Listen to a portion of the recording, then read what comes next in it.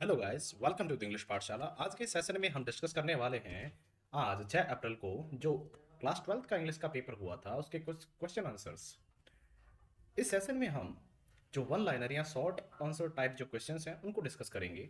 जो report, notice, advertisement या letters या जो अदर जो टेक्सुअल क्वेश्चन आंसर है उनको अपन डिस्कस नहीं करेंगे। तो स्टार्ट करते हैं। जो सेक्शन ए है इसमें एमसीक्यूज हैं। तो जो फर्स्ट एमसीक्यू है उसको अपन देख लेते हैं। I never saw him look so tall M Hamel. तो इसका जो आंसर है वो हो जाएगा option C, seemed very confident. इसका आंसर हो जाएगा सीम्ड वेरी कॉन्फिडेंट। तो अगले क्वेश्चन पे अपन मूव करते हैं।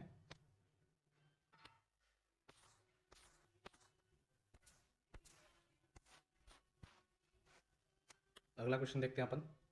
जो नेक्स्ट क्वेश्चन है, who wants to drive a car. इसका जो सही जवाब हो जाएगा वो हो जाएगा option A, Mukesh. Mukesh wants to drive a car. अब अपन नेक्स्ट क्वेश्चन पर मूव करते हैं। Douglas decided to learn to swim when he was. इसका आंसर हो जाएगा व्हेन ही वाज 10 और 11 years old, option C.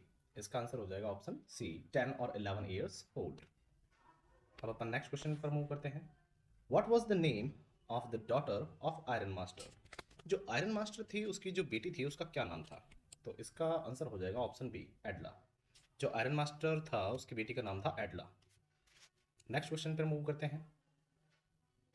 Gandhi decided to urge the departure of the British. It was in 1917. It was in 1917. इसका answer हो जाएगा option ए, 1917। अब अपन next question पे मूव करते हैं। Champaran district was divided into large states owned by. तो owned by हो जाएगा इंग्लिशमैन एंड वर्कड बाय हो जाएगा इंडियन टेनेंट्स। यानी कि चंपारण की जो जागीरें थी वो बटी हुई थी, जिनके मालिक तो थे इंग्लिश मैन और वहाँ पर काम किया जाता था जो भारतीय जो किराएदार होते थे, टेनेंट्स होते थे, उनके द्वारा। तो इसका जो करेक्ट आंसर हो जाएगा वो हो जाएगा B, English man and Indian tenants. ये इसका जवाब हो जाएगा। हर fashion like that of a corpse device is used in this line. तो ये जो लाइन है माई मदर एट 66 पॉइंट से ली गई है और इस लाइन में जो डिवाइस यूज़ की गई है वो डिवाइस है सिमिली। यहाँ पे मदर का जो फेस है उसका कलर उसको कंपेयर किया गया है एक डेड बॉडी से। तो यहाँ पे डिवाइस हो जाएगी सिमिली। ऑप्शन ए इसका सही जवाब होगा।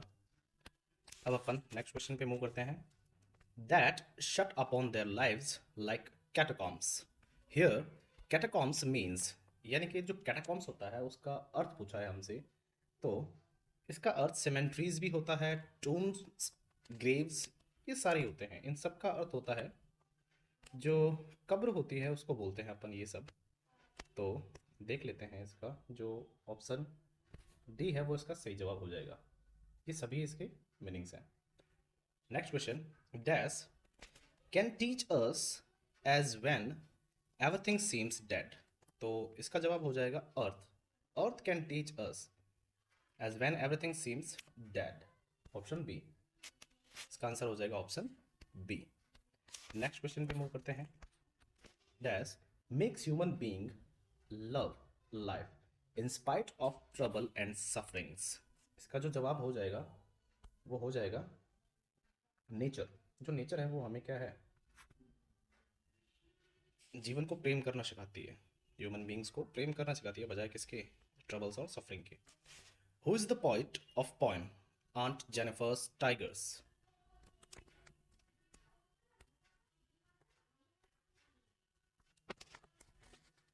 नेक्स्ट जो क्वेश्चन है, who is the poet of the poem Aunt Jennifer's tigers.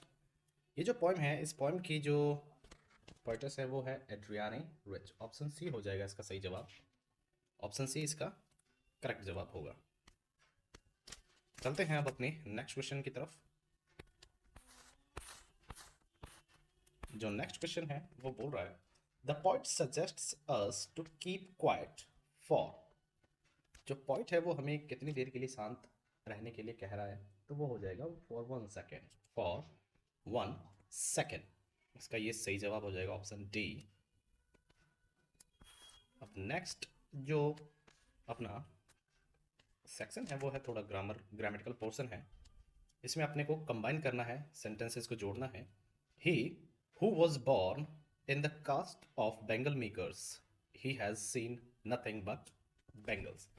तो इसका जो हो जाएगा वो हो जाएगा, देखो ऐसे बता देता हूँ मैं।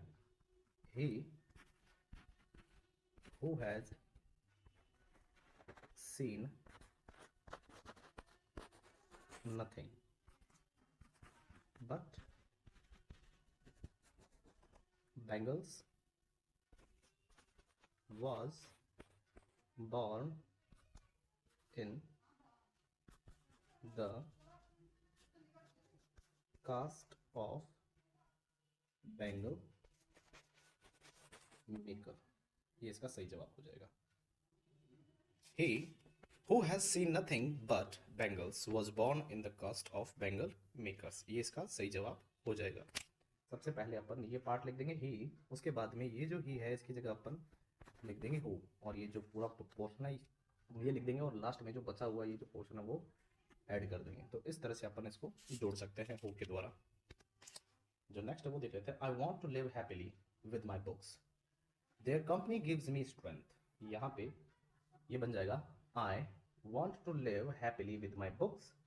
इस देयर की जगह अपन लिख देंगे whose company gives me strength, gives me strength. इस देयर को रिप्लेस कर देगा ये हुज। तो इस तरह से ये जुड़ जाएंगे दोनों सेंटेंसेस। अब कुछ फिलअप्स हैं, वो फिलअप्स देख लेते हैं। जो फर्स्ट फिलअप है उसमें दे रखा है, तो फर्स्ट फिलअप है उसमें आ जाएगा as soon as the guests arrived the function begin। इसमें आ जाएगा as soon as। जो सेकंड है the man is, ये क्वेश्चन थोड़ा गलत सा लग रहा है। इसमें जो सही जवाब होगा वो होगा enough to। the man is यहाँ पे एक ही फिलअप होगा, रिच के आगे कोई फिलअप नहीं होगा, और रिच के बाद में आ जाएगा enough to। enough to हमेशा साथ में आता है, ये सेपरेटेड नहीं होते दोनों। तो जो सेंटेंस बन जाएगा वो बन जाएगा the man is rich enough to help you. इसमें हो जाएगा इनफ टू। इसके बाद में my car dash on the way, यानी कि मेरी जो गाड़ी थी वो रास्ते में क्या हो गई, खराब हो गई भाई। तो इसका जो हो जाएगा वो हो जाएगा broke down. All parents dash their children with love and care, यानी कि सभी माता पिता क्या करते हैं, अपने जो बच्चे होते हैं उनको बहुत ही प्यार और केयर के साथ में क्या है, पालते पोसते हैं। तो इसका हो जाएगा bring up. Come and sit by me, इसमें हो जाएगा आओ और मेरे समीप बैठो, मेरे साथ बैठो। इसमें आ जाएगा बाय। पे अटेंशन टू योर स्टडी, इसमें हो जाएगा ऑप्शन, ये जो टू वाला है वो करेक्ट होगा। अटेंशन के साथ में अपन टू यूज करते हैं। Pay attention to your study, अपनी स्टडी पर ध्यान दो। ये इसके आंसर्स हो जाएंगे। अब अपन मूव करते हैं पैसेज की तरफ। पैसेज इजी थे, अब अपन मूव करते हैं पैसेज की तरफ। जो पैसेज थे वो बहुत ही ज़्यादा इजी थे, इतना ज़्यादा डिफिकल्ट नहीं था पैसेज वाला पोर्शन। तो अपन देख लेते हैं पैसेज में। What is our wonderful world full of, यानी हमारा जो वंडरफुल वर्ल्ड है वो किस चीज़ से भरा हुआ है। तो इसका जो आंसर है वो फर्स्ट ही लाइन में हो जाएगा, बता देता हूँ मैं। जो इसका जो आंसर है वो हो जाएगा, जो फर्स्ट लाइन है वो आ जाएगी, we live in a wonderful world that is full of beauty charm and adventures. ये इसका आंसर हो जाएगा फर्स्ट का। अब अपन सेकंड क्वेश्चन की तरफ मूव करते हैं। जो सेकंड क्वेश्चन है उसमें पूछा जा रहा है why would the writer like to go in the company of bright young children. तो इसका जो आंसर है वो हो जाएगा, जैसे ये दे रखा है देखो, I would like to, I की जगह अपने को करना है। The poet would like to go there in the company of bright young children whose minds are open out with wonder and curiosity as they make new discoveries। यहाँ से लेकर यहाँ तक इसका जवाब हो जाएगा सेकंड वाले का। अब इसके बाद में जो थर्ड क्वेश्चन है उसका देख लेते हैं। If we have love in our hearts what do wild animals do, यानी कि अगर हमारे दिल में क्या है, प्रेम है, तो जो वाइल्ड एनिमल है क्या करेंगे। तो देख लेते हैं इसका जवाब। इसका जवाब यहाँ पे मिल जाएगा अपने को, ये रहा। If we have any love for animals they realise that we are friends and do not mind us. जहां जहां पे ही दे रखा है वहां वहां पे वी, और जहां पे हिम दे रखा है वहां पे अस कर देंगे अपन। तो इस तरह से ये सेंटेंस हो जाएगा, इसका जवाब बन जाएगा ऐसे। तो ये इसका थर्ड का जो जवाब है वो हो जाएगा। अब फोर्थ क्वेश्चन को देख लेते हैं। How do human beings behave if we dislike them. जो ह्यूमन बीइंग है वो कैसे बिहेव करते हैं जब हम उनको नापसंद करते हैं। तो इसका जवाब है वो यहीं पे मिल जाता है। तो देखो, जैसे ये रहा इसका जवाब। अगर हम ह्यूमन बीइंग्स को डिसलाइक करें तो उनका क्या रहेगा। तो देखो, if if we show them, यहां से if we show our dislike of them then they behave in the same manner, यानी कि तब वो भी हमें क्या है नापसंद करेंगे। अगर हम उन्हें डिसलाइक शो करते हैं तो वो भी हमें क्या है नापसंद करेंगे, उसी तरह का हमारे साथ में व्यवहार करेंगे। ये इसका करेक्ट जवाब हो जाएगा। उसके बाद में जो फिफ्थ क्वेश्चन है, find the similar word for Bloom. Bloom का होता है खिलना, ब्लूम का होता है खिलना, बढ़ना, ग्रो करना। और इसका सिमिलर वर्ड पूछा है एन एंटोनिम फॉर फोज। फोज का होता है शत्रु, एनिमी। इसका जो सही जवाब होगा वो अभी बता देता हूं मैं, इस पैसेज में से ही ढूंढ लिखना है। देखो, जो फो है, फो का अर्थ होता है शत्रु, इसका अपोजिट अपने को लिखना है, तो शत्रु का अपोजिट हो जाएगा फ्रेंड। तो ये रहा वर्ड फ्रेंड्स, फोज का हो जाएगा फ्रेंड्स। और अगर अपन जो एक और था ब्लूम, ब्लूम का अपने को सिमिलर वर्ड लिखना था, उसका हो जाएगा फ्लोरिस। फ्लोरिस का अर्थ होता है फलना फूलना, फ्लोरिस का अर्थ हो जाएगा फलना फूलना, ग्रो होना। तो ये इसका सही जवाब हो जाएगा दोनों का। अब अपन नेक्स्ट मूव करते हैं जो अगला पैसेज है उस पर। अगला पैसेज भी बहुत ज्यादा इजी था, कोई डिफिकल्ट नहीं था। तो first question, what is the most prestigious event in special Olympic. जो स्पेशल ओलंपिक्स होते हैं उनमें जो प्रेस्टिजियस, जो प्रतिष्ठित जो इवेंट होता है वो कौन सा है। तो वो होता है, जो फर्स्ट लाइन है इसी में आपको इसका जवाब मिल जाएगा। इस पैसेज की जो फर्स्ट लाइन है उसी में जवाब मिल जाएगा। तो देखो, 100 मीटर जो रेस होती है ये क्या है, मोस्ट प्रेस्टिजियस इवेंट होता है। ये रहा, in Olympics the 100 metre race is the most prestigious event. ये फर्स्ट क्वेश्चन का आंसर हो जाएगा। और जो सेकंड क्वेश्चन है उसको अपन पढ़ लेते हैं। What happens with the 9th athlete. जो 9th एथलीट है उसके साथ में क्या होता है। तो देख लेते हैं अपन, 9th एथलीट के साथ में क्या होता है।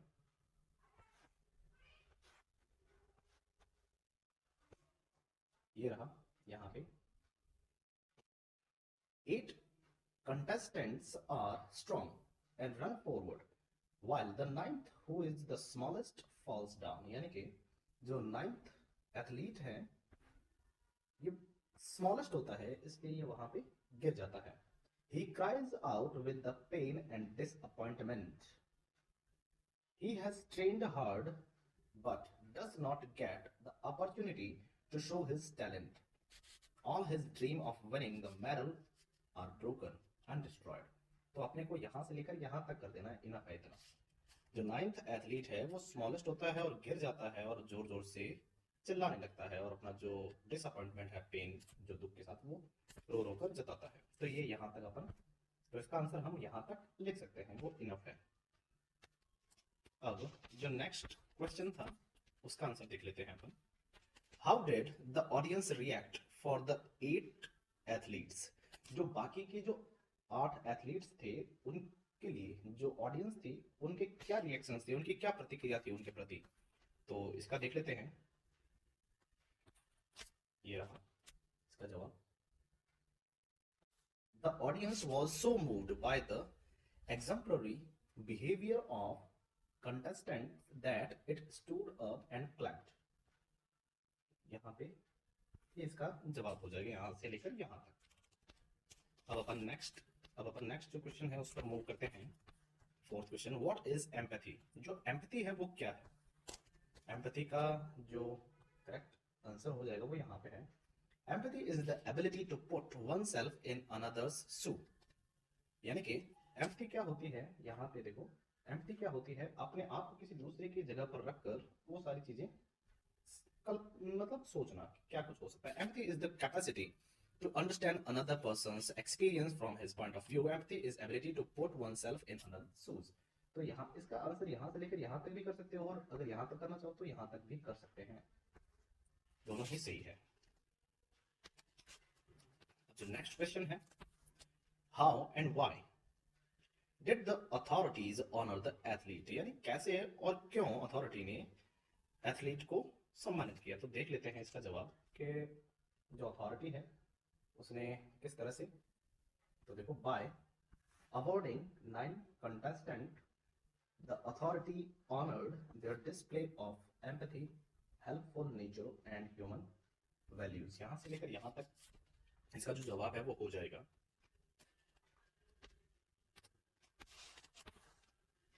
तो इस तरह से दोनों पैसेज कंप्लीट होते हैं। उसके बाद में सेक्शन सी है जो क्वेश्चन आंसर्स का है। इस पेपर का जो लेवल था वो हम बोल सकते हैं अबव एवरेज, एवरेज से थोड़ा सा ढंग का था, और इतना ज़्यादा अपन इसको डिफिकल्ट नहीं बोल सकते। और यहाँ पे ज़्यादा कुछ डिफिकल्ट नहीं है। हाँ, एक नोटिस जरूर थोड़ा सा डिफरेंट आया, लेकिन जो रिपोर्ट है वो भी अपन इजीली कर सकते हैं। प्लांटेशन पे है ये, और उसके बाद में जो ट्रांसलेशन था वो भी बहुत ज़्यादा इजी था, लेटर भी बहुत ज़्यादा इजी है। तो थैंक्स।